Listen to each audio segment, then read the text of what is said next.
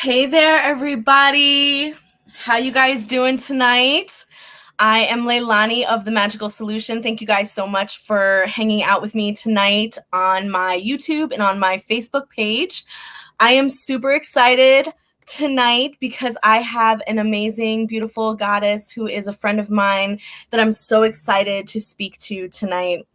Her name is Ambrozine LeGare. I love that last name. It's very like French. I love it. And her and I will be talking about a topic that I felt was just such a necessary discussion for our community as a whole, and for people who are in search of mentors and teachers and godparents in the ATRs overall. And I've heard a lot of what you guys were saying, and I wanted to bring someone on who can address those questions in a non-judgmental way, in a way that speaks to the spirit and speaks to the soul. And I'm so excited to bring her on tonight for you guys. So let's get into a little bit of her biography, and then we will bring her on, okay? So Ambrozine LeGare is an Olorisha and Yaya Nkisi who teaches privately on a variety of topics to students around the world. In addition to teaching, she is a Reiki Master, a medium, and a bone reader. Ambrozine's approach to spiritual work and education can be summed up into two words: healing and love. She works to help people holistically heal and find their path.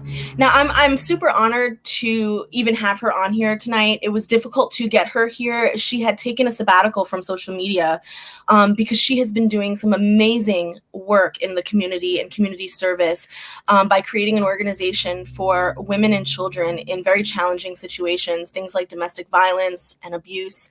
And it's work that is needed in our community. It's work that is heart-wrenching and difficult, and she is out there doing her thing. And so for her to take the time and hang out with us tonight, I am just blown away and super honored. So you know what? I'm done talking. Without further ado, let's do this. Hey! Hi. It's so good to see your face. It's been a minute. It is so good to see you. Thank you so much for hanging out with us tonight, for really real. Thank you. And I'm sorry because I'm coming in at the last minute. I literally just got back in state about an hour ago. So I was like, let me pull myself together because you are somebody special. And it's my honor to be on your show. And thank you for having me. Yes. So tonight's a juicy subject. I'm excited. I don't know. I wouldn't call it juicy. Yeah, because when you think about it, at least for me, when I see people looking, researching the ATRs, there's so much information. It's so overwhelming, and the information isn't always accurate. And sometimes the people relaying the information aren't always accurate or don't have the best intentions at heart. And so someone who's just coming into this world, I feel like it's just such a big world for them. And so to have a conversation like this available, I mean, I think anyone who has already been initiated probably wish they had a conversation like this available to them. Oh man, let me tell you, hindsight is definitely 2020 vision. It is the biggest teacher ever. I can say personally, and if you read my blog, which I need to update because I'm bad about that, you'll see my personal accounts. I have been both a good elder and a bad elder. I've been a good student and a bad student. I've been a great godchild. I've been a bad godchild. So over the, decades, when I look back, whenever we talk, you're like, oh, how long? In my head, it's like 5 years. But in reality, it's actually been quite some time that I've been on this road. And you pick up foundational truths that apply across the board. So tonight, I will be speaking more from a broad perspective for ATRs because what we'll be talking about can apply to any initiatory system in terms of the godparent, godchild, student, teacher, pastor, layperson. Yeah. And it's an important thing. The first thing, what I want to start this off with, is that everybody who watches this, everyone who listens to it, you are uniquely responsible for you. Yeah. Personal accountability in these traditions is a must. That if you take away anything else from this talk that LILANI and I are having, that's what I want you to take away. You are responsible for you. Love yourself first and best of all to get what you need, when you need it, how you need it. Facts. Facts. Let's start from the Facts. beginning. Let's start from the Okay, let's beginning. start from the beginning. How does one know that they are ready to seek a godparent? And on the flip side, how does a godparent know that that particular devotee should be initiated? So those two questions, double-sided. Okay, so I'm going to start with the easier of the two. How does a godparent or an elder know that a person who's approaching them is the right fit for their Ile, their Munanso, their Enso, their church? So let's stick to ATRs because in churches they don't necessarily use divination. For a godparent that is diligent with their divination, they will know that it's that person they need to initiate and how they should initiate them and to which energy or Orisha or Loa or Impungo they need to be initiated to. It is the act of being in sync with your shrines, being in sync with the Orisha that is on your head. Having that connection with spirit will help you discern who should be initiated to your temple or whom you should say, okay, I'm not the right fit. We're not the right fit. Let me refer you somewhere else. Or I wish you well on your journey finding the right teacher. Divination is key. So, and this is just my experience being around fabulous elders. Like I'm really lucky at this point in my life. I've got great elders, some of whom I'm initiated under their houses for different things, others who happen just to have taken me under their wings and have guided me along the way. Divination is key. Being close to Ifa, to Fa, to Afa. If you don't have that link with your Orisha or the Irumole or the Vodun or the Impungo, how can you hear? So a godparent that is in touch with those that walk with them will be somebody who may not even need to divine. Spirit may just be like, LILANI, she's going to be a good fit.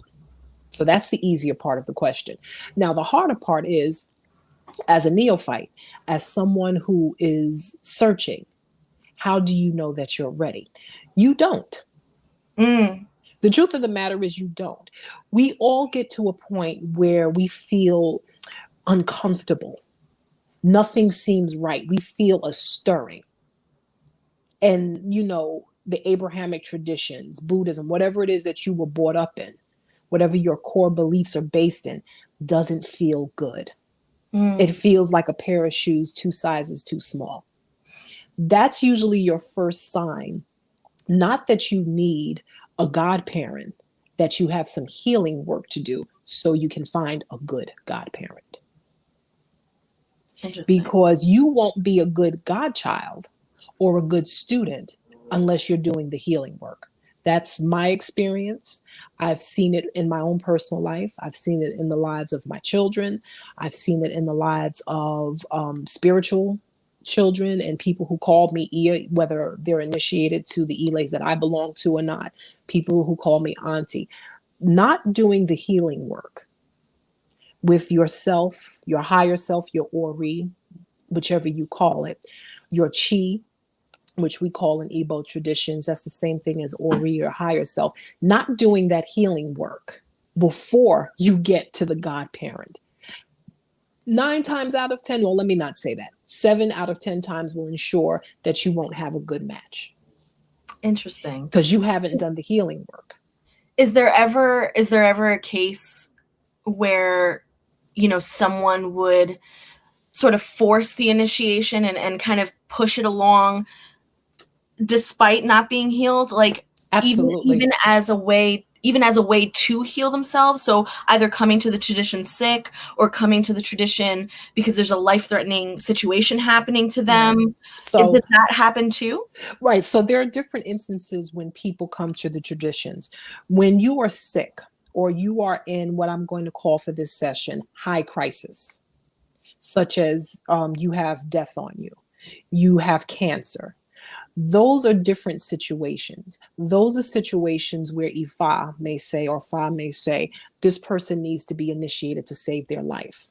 In that case, that's a totally separate subject. Someone who has mental illness, Ifa may say they need to be initiated along with receiving the psychological help, along with receiving the medicines, right? It depends on what Ifa says when it's open.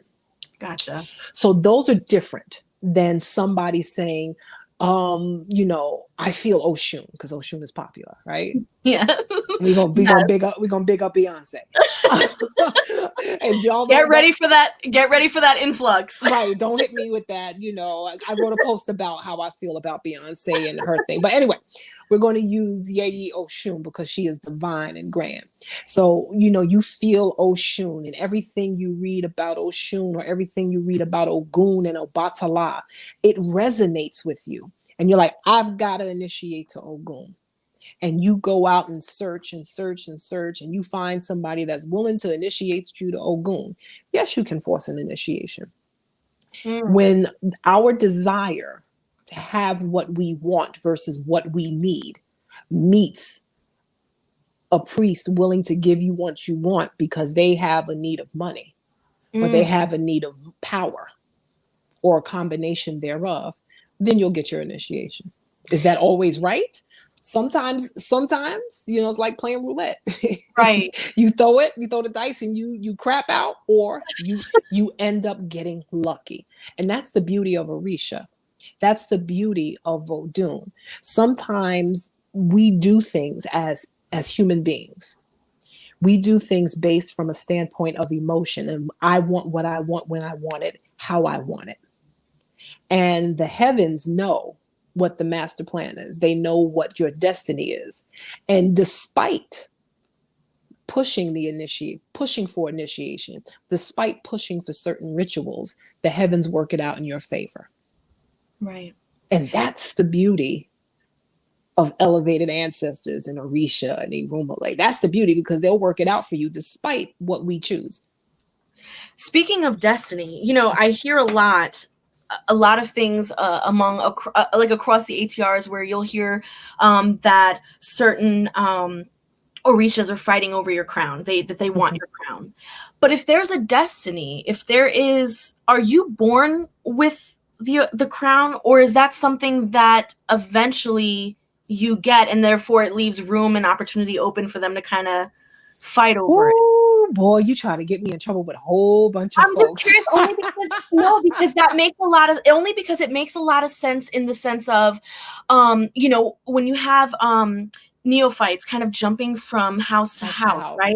We're and divination's done, and each divination says something different. And meanwhile, they have an attraction to Obatala, but they go to this person and they say, no, you're Ogun. And they go to this person, no, you're Oya. And they're like, well, what is it? What is it? Okay, so there's about 5 questions there. And again, disclaimer. This is a total disclaimer moment. I can only speak from my knowledge base. I can only speak from the knowledge base that has been instilled in me and watered like a seed in a flower from my elders. And this is across various traditions. It's not just strictly an Orisha tradition.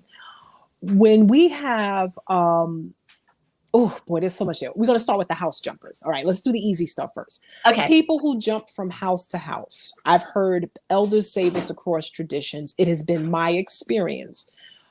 90% of the time, people who jump from house to house are people that are searching for what they need and not what they need, but what they want. Okay.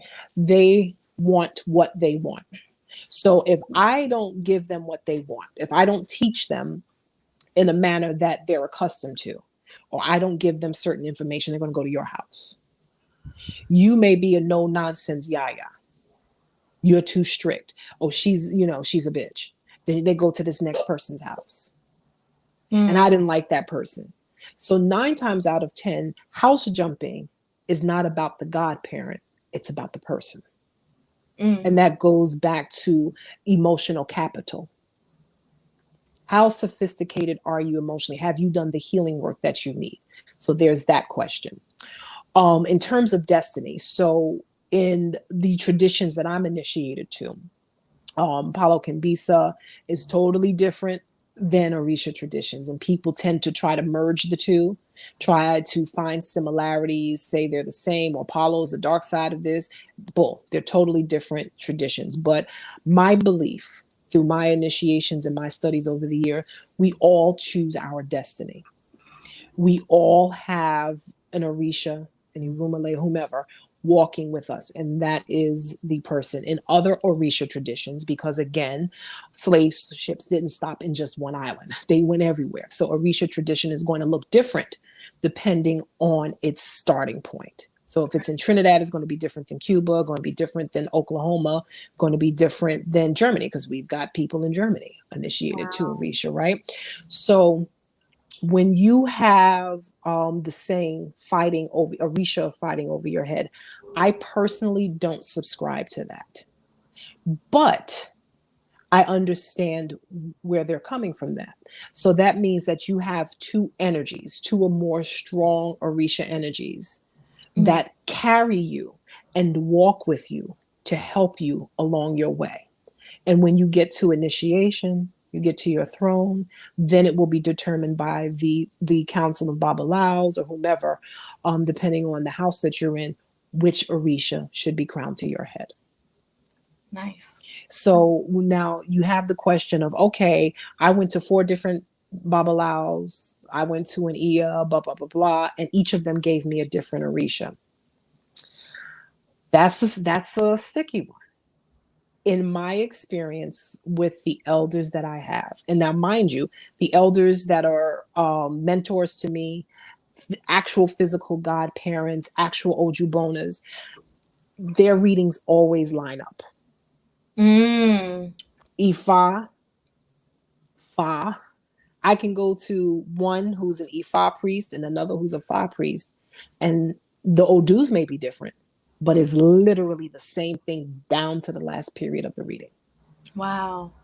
So your Orisha should line up. Will it change? Yes, because let's say you had a reading in 2009 and Ogun was walking with you and helping you grow and helping you through whatever period in your life, and Ogun carries you to a certain point. And then you get a reading in 2016. It might be picked up as a different Orisha.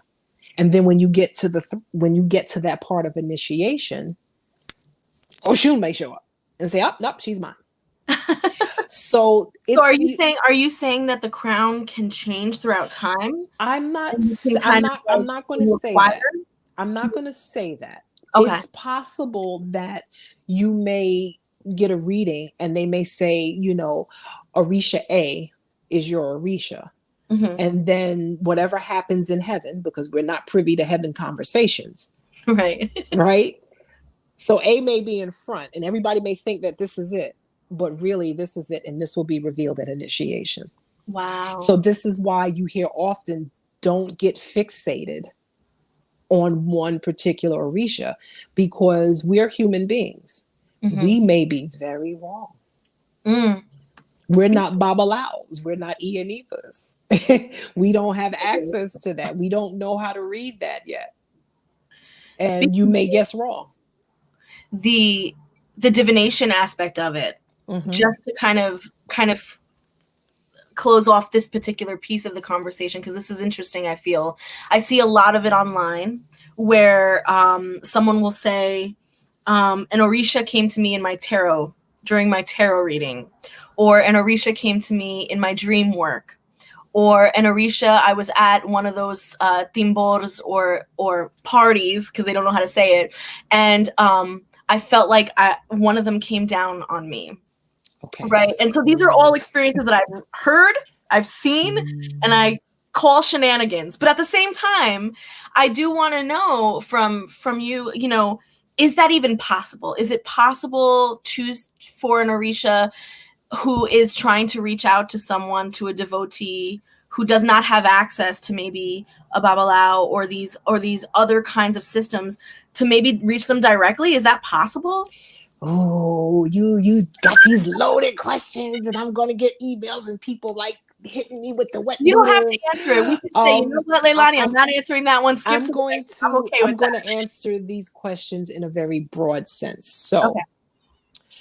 Can you determine someone's Orisha through a tarot card reading? No. Can you pick up Orisha energy through a tarot card reading? Yes.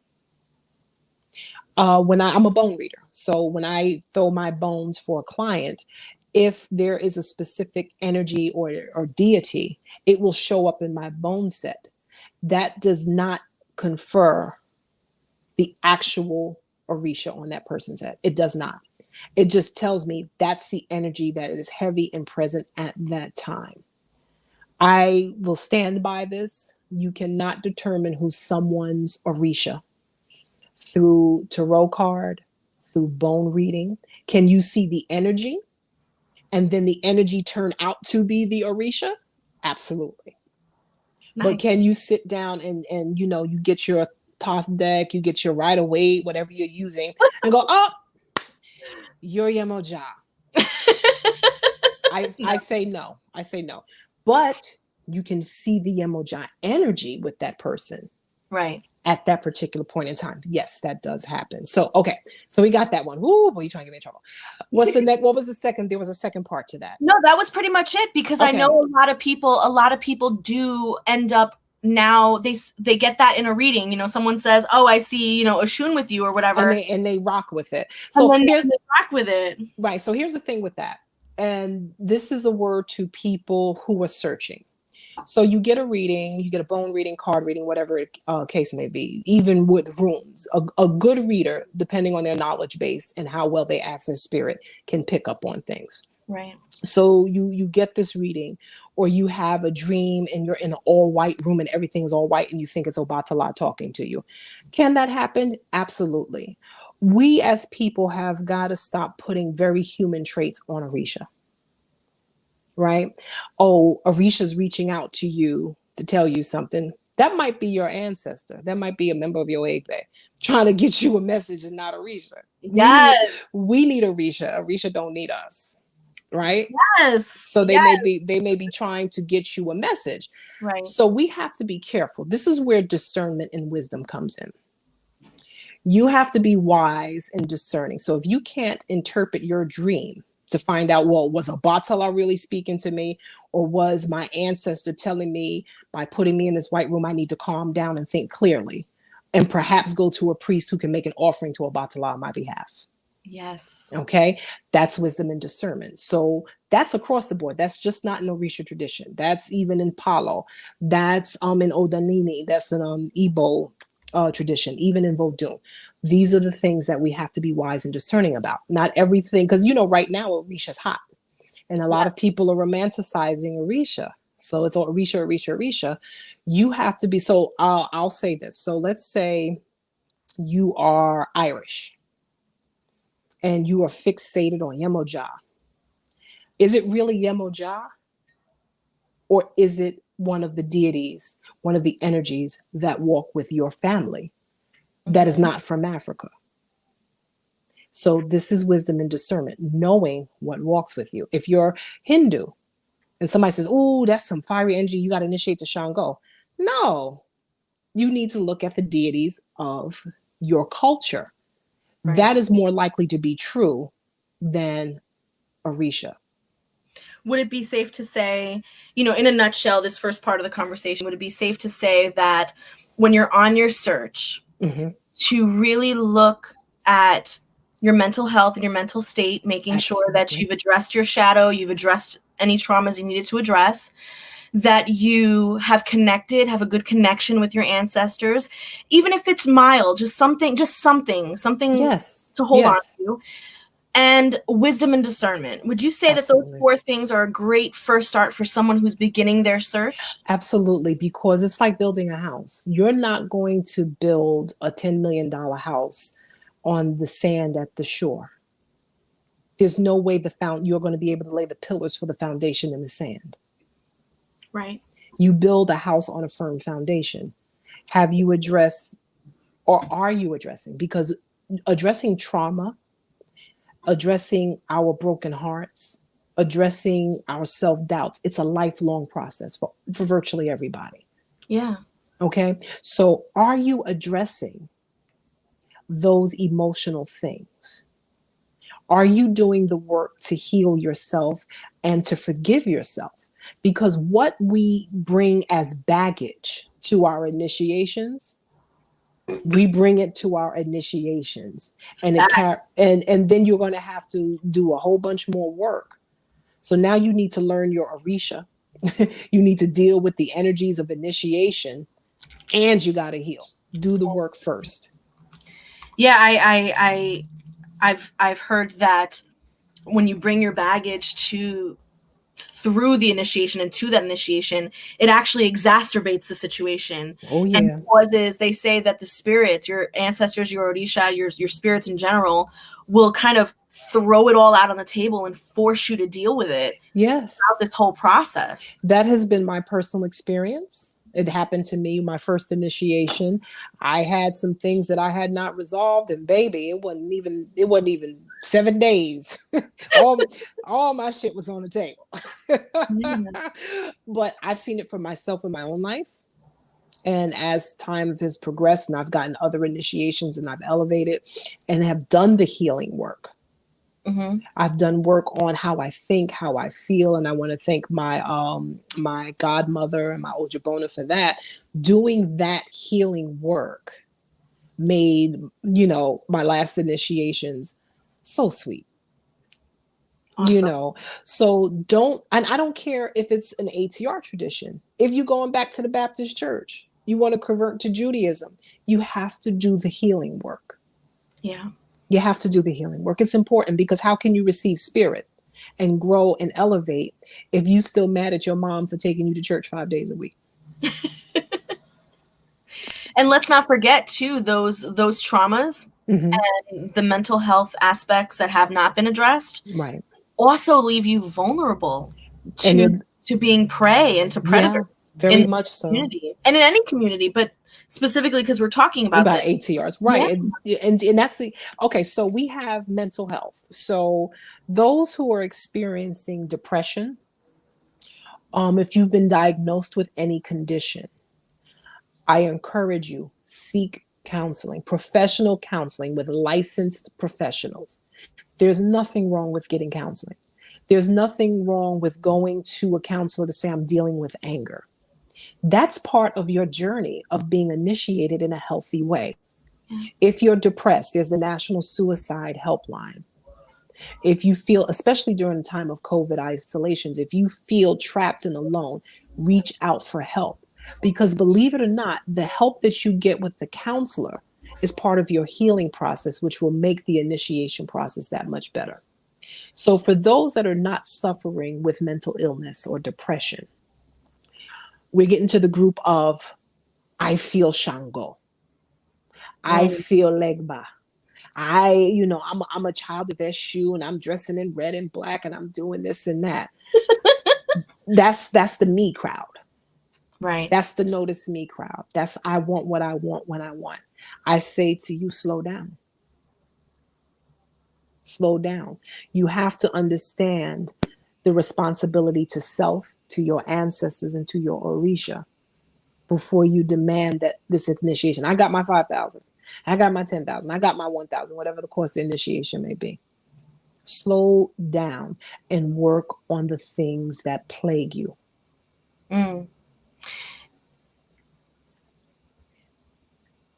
The mental health aspect of it all too, mm-hmm. I also feel clouds judgment. Yes. And clouds the ability to discern mm-hmm. a good godparent from a bad godparent, and vice versa too. And vice versa, yes. Yeah, You have people, sorry to cut you off. Go ahead.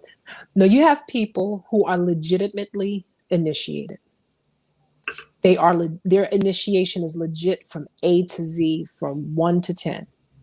They know Odu back and forth. They speak to spirit, but they batshit crazy. Or they're mean as a snake. When we are looking for eldership, you have to look at the character of the potential elder, whether it's a godparent, a priest, a teacher. Are they kind? Are they empathetic? Are they sympathetic? Do they have hard, fast boundaries? Because people without boundaries, you got to look at. Watching my godparents, watching my elders, whether I'm initiated to their lineage or not, they have boundaries. Because for every one godparent, they might have 40 godchildren. And there has to be boundaries so that they have personal time, they have rest, they have their own healing, they bond with their shrines while they're helping their biological children and their spiritual children and their communities. So if your godparent or potential elder is mean-spirited, now I'm not talking about they not going to teach you nothing because you're being a pain in the ass. I'm serious. I'm talking about being really mean-spirited. Right. Do they disparage you? Do they tear you down? Do they do unscrupulous things? Do they break spiritual law? Do they make you feel uncomfortable?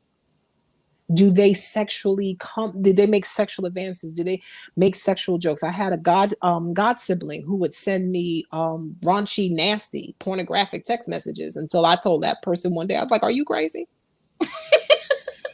I'm like, why are you sending me this? You read the wrong room. I don't know what's happening here. I'm like, where we do that at? You know?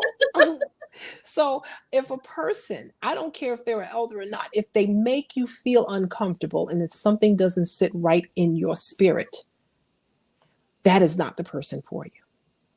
And again, just to speak on that, not to interrupt you, but just to speak on that. So again, this is where dealing with your traumas helps you with discernment. Yes. Because a godparent who is showing you some tough love versus a godparent who is abusing you is a whole different thing, but a person with traumas will perceive both of them the same way. Absolutely. Or a person with trauma may think it's okay for a potential godparent to suggest going to a strip club, to suggest, you look good in that dress, LILANI.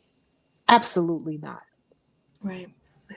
Those traumas, victims of rape, victims of incest, victims of abusive relationships, they tend to pick people who do the same things. And that's true within the spiritual community. This is why it's important. If you have some type of trauma that you've either buried or you struggle with, and you see that you have repeating patterns in your life, get counseling. Do the physical work, because spirit can move mountains for you. Orisha can make the impossible possible. Right? So they're going to do all of this work in heaven and on earth, but you haven't dealt with your broken heart.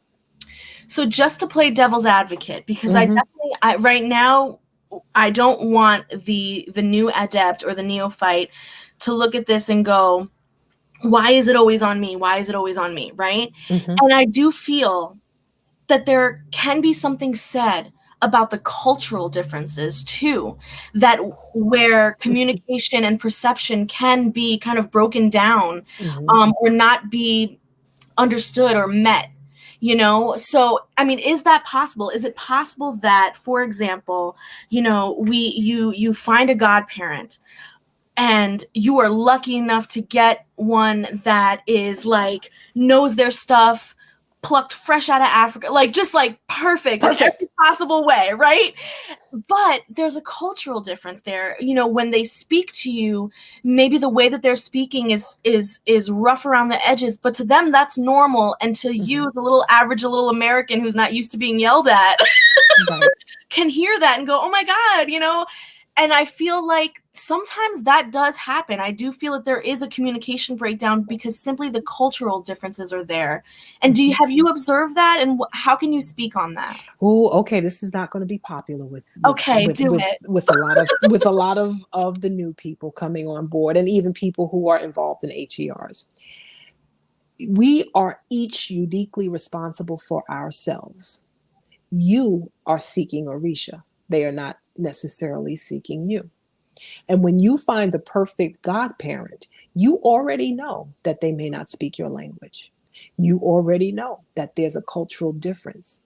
It is your responsibility to immerse yourself in the culture and at least try to learn some of the language. So my Paulo Taita Ibaye to him didn't hardly spoke any English, barely spoke any English.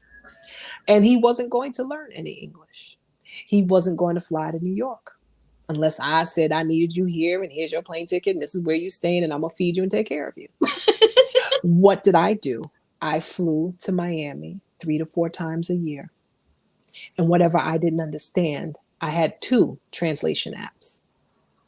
And that's how I learned to talk with him. And when we did hands-on work, he would bark everything in Spanish. And he wasn't nice and pretty with it. He'd be like, "Ande there!" Da, da, da, da, da. And I'd be like, I don't know what the hell he just said. And he'd be doing that. And guess what I did? I learned. If you are coming into any of these traditions and there's a language barrier, there is time and distance barriers. So your potential godparent may be in another country 8 to 12 hours ahead of you. It is your responsibility to bridge the divide. Why? Because you may only have 1 or 2 godparents. That godparent may have 40 to 80 to 100 of you, in addition to their own family. So if you want to initiate with someone in Louisiana and you live in Washington State, guess what you have to do? Work out your budget so that at least twice a year you can get some hands-on time. If there's a language difference, it's a perfect opportunity for you to expand your skill set. Learn the language, learn the culture. And learning the culture, especially coming into Ifa for me, was one of the biggest challenges that I have because I'm an American. I'm used to living a certain way, walking a certain way, talking a certain way. And I'm like, what, I got to bow down and touch the floor? Real talk. To who? What? I'm like, I got 3 kids. You know what? And guess what? Yeah. I have to kumle. Yeah. When I'm a big this and I'm a yaya. Well, ooh, yaya, them chickens need plucking. And while you at it, pull the ashes, guess what I have to do? Yeah. I do it. So you, as the new person or a person looking to get back in and get your shrines reactivated, whatever, it is your responsibility to bridge the divide. And a good godparent, a good elder will help you do that as best they can while they manage the rest of their house. So now that we're seeing where the onus is on all of this, right? Mm-hmm. Is there even any obligation at all for a Yes. godparent to initiate, to teach, so let's say you get initiated, you've been in there for a couple of years. Are you obligated to take godchildren? And if you are you then obligated to teach a certain way? Or is that just some people do it, some people don't? You know what I mean? I do. And again, like, is it written somewhere that you gotta have god kids and like? No, it's not. Okay. Again, I can only speak from my point of view. If you as the priest or priestess, you become a priest or priestess, you initiate into whatever Orisha, you may not be a working priest or priestess. You may be a priest or a priestess that advises other priests. So there are a lot of things that can happen within the priesthood. Okay. Individual teaching styles. It's just like, being in high school. And you have 8 periods in a day and you've got 8 different teachers. Each teacher will have a different teaching style. Should a godparent teach their godchildren? Absolutely. I feel a godparent should be teaching and training their godchildren. The flip side of that coin, you got to be teachable. So if you're not teachable, Okay, then at some point in time, the godparent's going to be like, you're ungrateful because you got ungrateful godchildren. You're power hungry. You want to be an instant babalao. You want to be an instant Iya, and you don't want to go through the work. You don't want to bridge the divide. You want what you want. You know, if you're not teachable and you're not a good student, then what kind of teaching do you expect? So speaking of teaching, Mm-hmm. what does that look like? I mean, is there a book somewhere, a textbook where you can learn with your godparent? Is it hands-on? Is it oral? What does that actually look like? And I know, and I get it that it's different for each godparent, Mm-hmm. but each student too has a different learning style. And let's not forget, if you're dealing with someone who might have autism or something, now Right. you're dealing with someone who has sensory issues, that maybe the learning style is a little bit different. Right. Is that ever taken into account? Is that ever thought about, or is it pretty much I standard across the board? There's no standard, okay, because each elder has their own teaching style. Each elder has their direction from their Orisha, right? Yeah. So the elders, there's no standard. So it's going to be oral, it'll be written, it'll be hand-on, it'll be a whole bunch of different things depending on the elder. And when I say elder, that also covers godparent. So you have that piece, right? They have their missive from heaven, they have their teaching, unique teaching style, and it's going to be a little bit of everything in there. And again, are you a teachable student? So, and I'm going to say this is very important. Yeah. A lot of us want to come into, and I'm going to say it out, African traditional religion, diasporic traditional religion, and they want a Western education. Okay, I get you. We not at public school 21. Right. We're adults in an African traditional religion. You cannot come in asking for, you know, a course syllabus. But that's the truth. People come in and they want a course syllabus. Right. They want everything lined out. How do you do this? How do you do that? Just basically email me the document. This is not what it's about. These are oral traditions. We just happen to get lucky that some things were written down. And then people was like, oh, let me publish it. Let me do a book. And I'll say this, not everybody that writes a book is a legitimate author, because it's oral history and they pull pieces together and they put a book together. And then you have, you know, great priests and priestesses like my godmother, I'm gonna shout her out, who write books that are full of information for people just starting out, people curious, and people even in the tradition. So it's a mixed bag of what it is that you're going to get from your elder, and it will different between lineage. It will be different in lineages, and within the same lineage you'll have godparents from the same house with different teaching styles.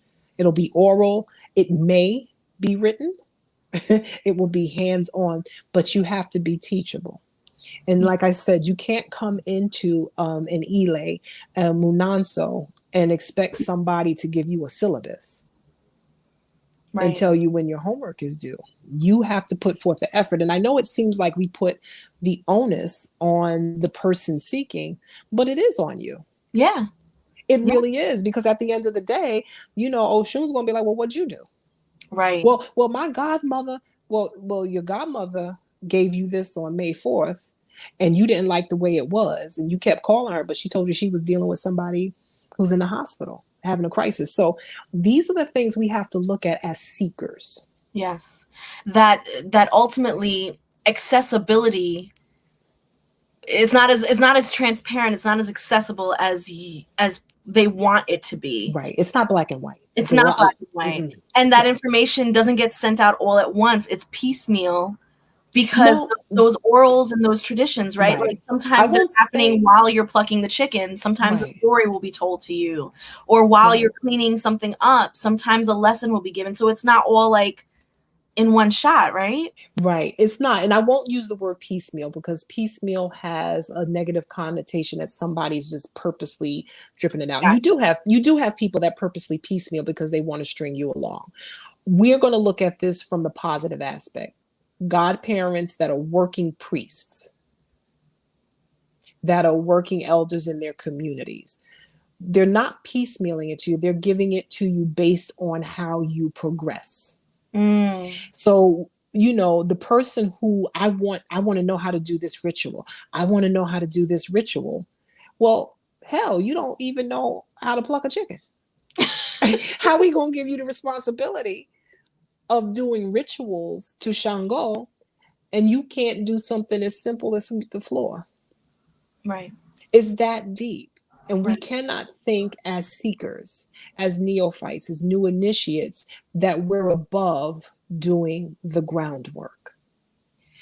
And what about, is it encouraged?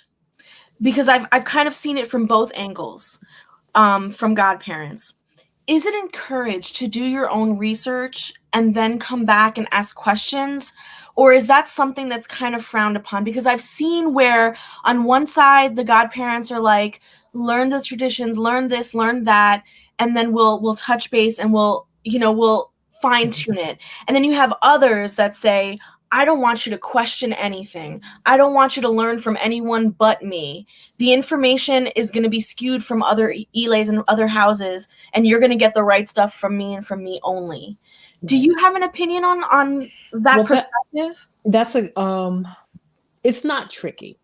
So when you initiate into a specific house of a specific lineage, you should follow that godparent and their teaching, because that is the lineage that you're in. That is part of your tradition. You should absolutely follow what they say. The caveat with that, if something is not sitting right with you, and I'm not talking about your emotions, like I don't like how they spoke to me, or I'm not getting the information I want. That's different. That's emotional. That's selfish shit. Or just not feeling like you're getting it fast enough. You're not getting it fast enough. That's your selfish. That's all you. That's all selfish stuff. But when you are in a house, you should, especially for the first few years, focus on the studies and the learning that your elder is giving you, because elders are right. You start going here, there, and everywhere, you're going to get confused. Why? Because how they worship Shango in Trinidad is going to be different than how they do it in Cuba. It'll be different than how they may do it in New York, and it's going to be different in Yoruba land.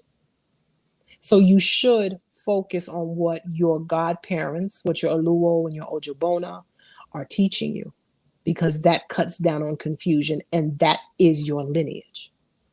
So if everything was done right from A to Z, that's your lineage. That's part of your destiny.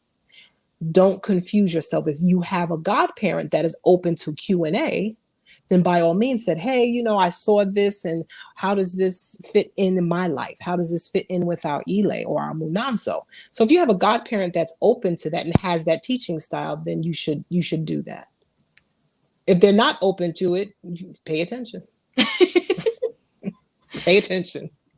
I love this so far, but now I want to get to some of the tougher subjects of some of the issues that people face on both sides. This idea, we kind of touched a little bit on it before, about this idea of abuse and this idea of being taken advantage of, and this idea, you know, of sexual advances and things like that. Because I do see that that is a very real threat, and it's possible. So my question to you is, what are some red flags that you can think of for someone who's coming into this tradition and may be encountering some abusive attitudes, behaviors, verbiage, but may not be sure if that's like part of the tradition or not? What would be some tips you can give them? And then on the other side, for a godparent who may be, at least someone who, I remember being in that place of searching, I saw a lot of initiates or pre-initiates doing a lot of manipulating, where they would come into a house, neophyte, brand new, and a lot of bochinche, a lot of talk, and getting the house members to kind of fight because they want the godparent all to themselves. Yeah, so you can see that abuse on the other side too. Yes. So I just, I'm just curious what your thoughts are and what some tips are, what some things you might have observed or things you can touch on. From my own personal experience, and from things that clients have told me, people have shared with me, the First thing I'm going to say, and I've said this over the years, I've done live videos where I've said that if it doesn't feel right, run. Sexual advances, that's not a red flag. That is an entire 20 yards of red fabric. Sexual advances, sexual joking, uncomfortable stares, uncomfortable touching. Speak up. Priests, priestesses are human beings. And as human beings, we are all, we all have moments of weakness. We all make mistakes. But if a person is supposed to be your spiritual elder, they should not be making spiritual advances. They should not be flirting with you. There should be no inbox kind of thing. This is about your spiritual growth and development. And if someone makes you feel uncomfortable, do not do business with them. Don't believe the hype that, oh, this priest is going to hex me, or I can only get help from this person. This planet is filled with spiritual priests ordained by God, ordained by goddesses. Walk away. That's one red flag. Verbally abusive. Elders that tell you, your house is going to burn down. You'll never get any blessings. They use, when you have elders that feel that you are backing away and pulling away from them, they'll use spirit as a threat. That's a red flag. Well, if you don't do so and so, Oshun going to get you. Eshu's going to be mad at you. Red flag. That's a no-no in my book. Okay. Another red flag. We all in elays need to chip in. So if you're going to somebody's elay, whether you're initiated or not, bring a candle, bring toilet tissue, bring paper towels, because we go through these things in elays, especially when we serve the community and we have functions. Contribute, do your part. But if you go to an elay and, your godparent wants you to wash their dirty underwear, you find that, and it's not part of something bigger. So maybe your godparent does need help and you offer to do their laundry, or you're going to do their laundry so that they can focus on doing ritual. It's common sense.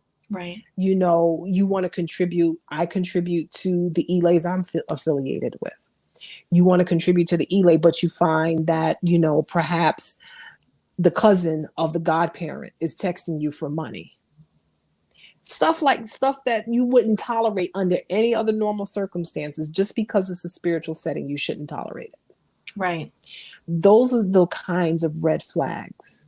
I need $100. You give $100. Okay, can you go buy my groceries 2 days later? Can you pay my rent? Can you pay my rent? Yeah. Really, the Misa, I'm going to have a Misa. I need you to come, but you need to pay $100. Things like that.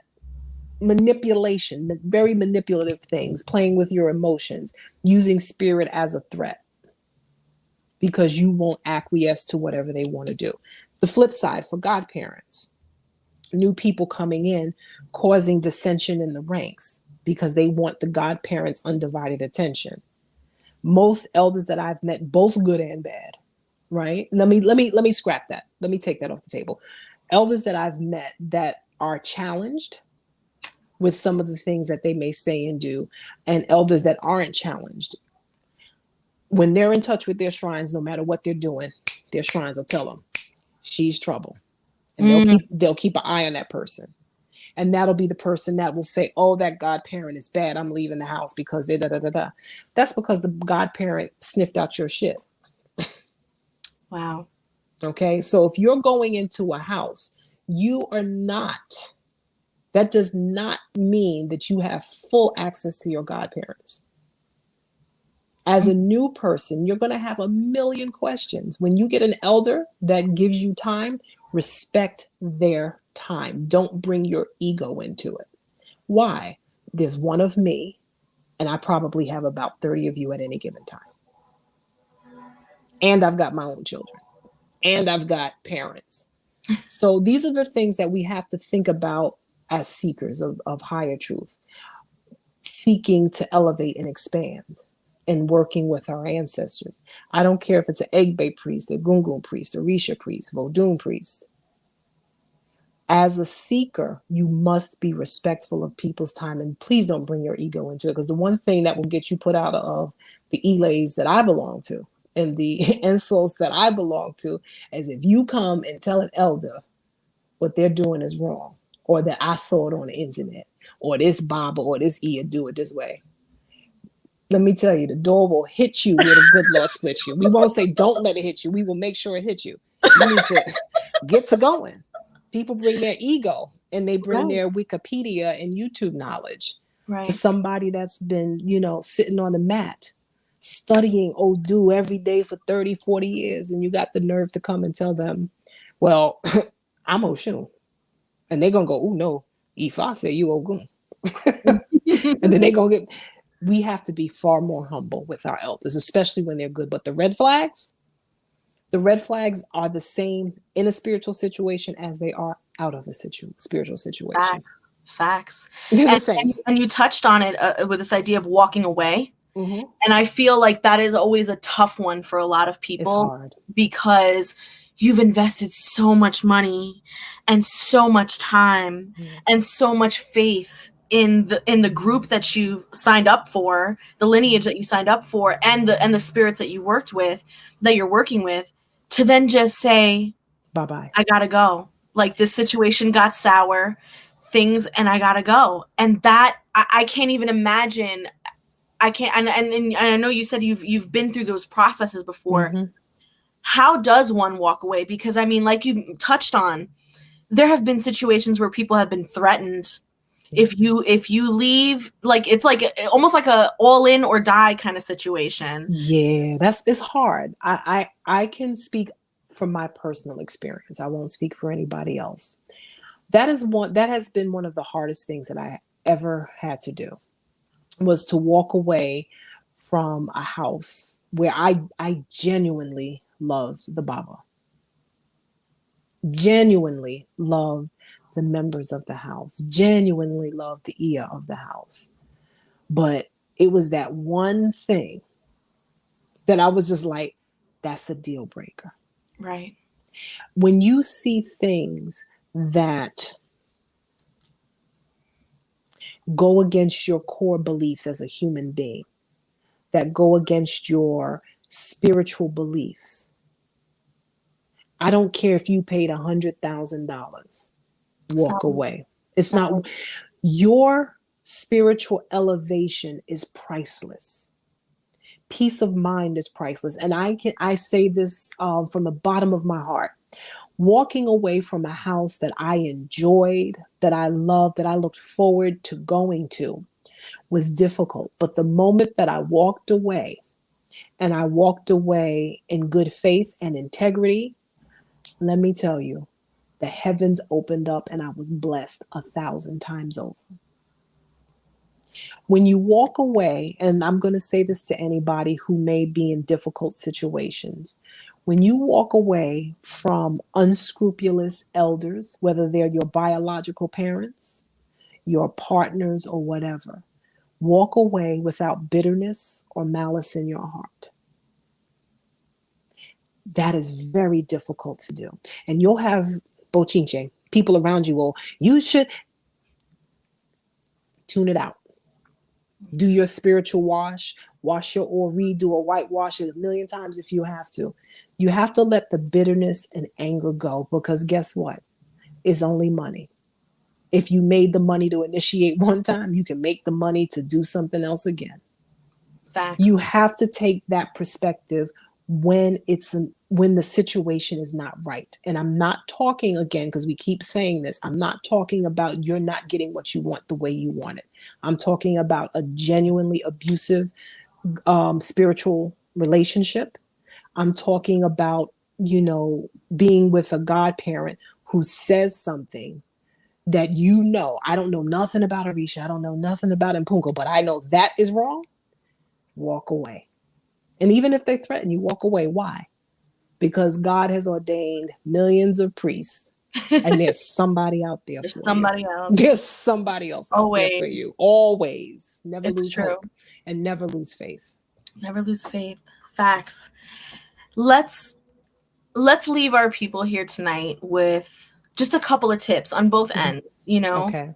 What are some expectations? What can we leave seekers with? What should they be looking for when they go to seek an elder? And for the elders out there, what are some tips on how to find the ideal, how to receive the ideal devotee? What are some ideas? What are you guys looking for? Okay, I'm going to start with the easy part first. If you are an elder, particularly, and this is just my opinion, and I say this with a humble heart and all due respect, because I am not an elder. I got elders. So I say this with all due respect. Disclaimer. There's always someone older. Ooh, I got big elders. If you are an initiated priest or priestess in any ATR traditions, you go to Ifa, you go to Fa, go to Afa.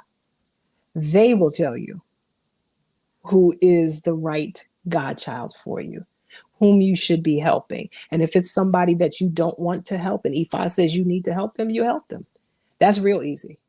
But what can you do as an elder? Like, let's not forget, not all priests are meant to be teachers. So what can they do? What can they do to elevate themselves? You have to know yourself. You have to know your shortcomings. You have to know your strengths. If you are not a hands-on teacher and you're not good, let's say, manipulating the internet and working with different software programs, if you're not a teacher, one of your godchildren may be the teaching type. Empower them, give them the syllabus, the ATR syllabus, so that you help them become leaders, and you help them play to their strengths so they can teach and lead classes under your tutelage. Delegation, y'all. Delegation. Delegate. But it's not only, it's more than delegation. You know, it's teaching the next generation of priests and priestesses. Yes. So if somebody's a better teacher than you, let them teach that. You know, that's just my opinion. But again, I acquiesce to my elders. You know, just my experience. For the people who are seeking eldership, seeking to initiate, be honest with yourself. Don't tell no lies. Don't guess. Don't be arrogant. Don't be so full of yourself that you cannot learn something.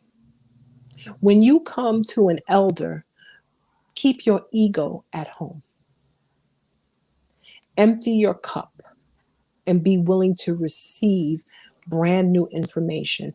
If you were not born into an ATR or DTR tradition, you must empty your cup. You cannot come with Western beliefs to an African system and think that it's going to translate and everything's going to happen the way that you want. You have to be willing to research. And you're going to say, but Ambrozine, there's so much information and I'm confused. Do your emotional homework. Do your prayers and meditation, because then you'll start to hear your higher self, your Ori, your Chi better. And then you'll be able to pick out the better godparent out of the lot that you've picked. If somebody sends you a DM, they are not the godparent for you. Let me say that again. If somebody sends you a DM or calls you through Facebook or Instagram or whatever we're using these days, they are not the godparent for you. Period. If you see them online getting into fights, calling people names and yada, yada, yada, they may not be the godparent for you unless you're that type of person too. Yep, I said it. You said it. I love it. So I know we have to go, but I am loving this conversation. And there was actually a really great question in here that I didn't get a chance to bring up before. Let me see if I can find it back here. Hold on. I didn't pull up the chat. I will pull up the chat. Let's see. Basically, it's about the LGBT. Okay. So if a seeker is LGBT, do they have a place in the ATRs? Can they be a part of the ATRs? Okay. Woo. Okay. So here we go. I'm trying to figure out what I just said. Okay, there's the camera. So if you are part of the LBGTQ AI, I'm trying to get it because one of my kids was like, you got to get it. If you're part of that community, it would behoove you to find an elder that is complementary, that understands your unique needs, being a member of that community, that will provide a safe space for you. If you are looking to initiate into Palo, most Palo Ramas do not initiate, that I know of, do not initiate members of that community. It is important to be with an elder that understands your unique perspective, whether you're LGBTQ, whether you're Black, whether you're white, whether you're African, African American, whether you're Afro Latino, whether you're white. It doesn't matter. You need to be equally yoked. So if you meet an elder and you find that they may be homophobic, they may be into, well, you need to do this or you need to do that, they're not the right elder for you. Beautiful. Don't be afraid to say, okay, thank you for your time. And if they've taught you a lot and given you something, give them a little donation, give them a love seed, and keep it moving. Nice. Ambrozine. Yes, ma'am. Thank you so much. Thank you, my dear. You smoking a cigar. You got me in here in my feelings. I'm gonna have to go pull out a cigar. Yeah, the cigars is my thing during an interview because it just puts me in that zone, lady. In that zone, I know. I had my wine too, but I didn't really touch it too much. You are so fabulous. And for those of you who do not know who Ambrozine is, first of all, get yourself out from underneath a rock. Like your blog is amazing. I know, I'm so behind. I got to update stuff, so don't bring it up. You got enough up there that it'll give people enough to digest in the meantime. Your writing style is just as beautiful as your talking style. Thank you. And I'm so blessed that you took the time to speak to all of us. There are people in this chat right now who are 101, never even heard of ATRs before. And then there are people who are hardcore, been in this forever, and are just loving this conversation. And let's do a shout out. I just figured out the chat here. So we got Merrick, we got Marius, Cheryl, Joy, Tharesha, Stephen, Elba, Patricia, Sean, Evelyn, Jan. Oh my gosh, there's so many. Desert Woman, Craig, Taylor, Adriana, Sanciso Brujo Luis showed up. My boy. No way, Sancito. He sure did. That's my boy. I gotta tell you something about Sancito. For those of you that don't know, okay, he is a fabulous espiritista. So, and he probably doesn't even remember this. Years ago, I'm talking like maybe 15 years ago, he gave me a reading. And I don't think I've ever contacted him about this, so I'm saying it now. I hope he's still listening. He gave me a reading and he identified one of my ancestors and told me where she came from. And it wasn't until many years later, about 15 years later, that I had an ancestor reading. And my grandfather, Ibaye, before he died, told me about this same ancestor. Had no idea about her, but Sancito identified her, and he's actually one of the best espiritistas that I know. So he sure is. Yes. Oh my gosh, so much love. So much love for him. I'll if he's not watching, I'm definitely gonna tell him, come check it out. She gave you a shout out at the end. Yeah, you know? Sancito, that's that. He's an honest man as well. I gotta shout him out. I have to say thank you to everybody. I heard somebody named Desert Woman. That's kind of cool. I'm gonna have to come up with a cool name. I'm gonna have to come up with a new name. We have let's see who we have. Kathy. We have S Lulu. Hey, there's so many people here right now. Angel is here. Blu-ray Healing with Rain is here. Rob Abbott. So many people have showed up to show their love and to thank you. Again, you're amazing. Now, tell the people how. I know you're on a sabbatical right now. You're doing a lot of amazing community work right now. But if someone has a question or if someone wants to reach out to you, what are some good avenues that they can reach out to you through? You can reach out to me on Facebook, Ambrozine LeGare. You can email me at ambrozine@ambrozinelegare.com. I tend to be on Instagram a lot lately. I'm kind of really getting into Instagram. Ambrozine LeGare on Instagram. Next Sunday, I am doing, and forgive me, I should have had this link. I'm doing an evening of mediumship with Lelia Moreno of Miss Range Conjure and Kathleen Toll. Yes, they are two phenomenal mediums, and the three of us are doing an evening of mediumship next Sunday. So I'll make sure I get that up on Facebook, because when I'm busy and I'm traveling, it's like I don't do the work like I need to. That's why I need an assistant. I'm gonna have to like be fancy like you and get an assistant because I gotta gather my life right. But I'm doing an evening of mediumship with these two fabulous mediums next week, Sunday. And I teach privately. These days, I prefer that. I don't do big workshops and things like that anymore because I'd rather devote my time to healing and the healing ministry and helping people in the ways that I've been helped. So, usually just send me a message. I still do readings, but I may be booked sometimes up to a month to 2 months in advance. So send me an email. No, I do not respond right away. So please don't send me 1,000 emails. I promise I will eventually get to you. But you can always hit me up on Facebook. I usually am very open with answering questions and so forth. Thank you again. Thank so you. much. Thank You are you. so beautiful. Thank you. All right. So I'll speak to you offline. Yes. And And I thank everybody else, thank you so everybody. much. Thank you for Have a joining beautiful us. night. Thank you for joining us, you guys. Bye.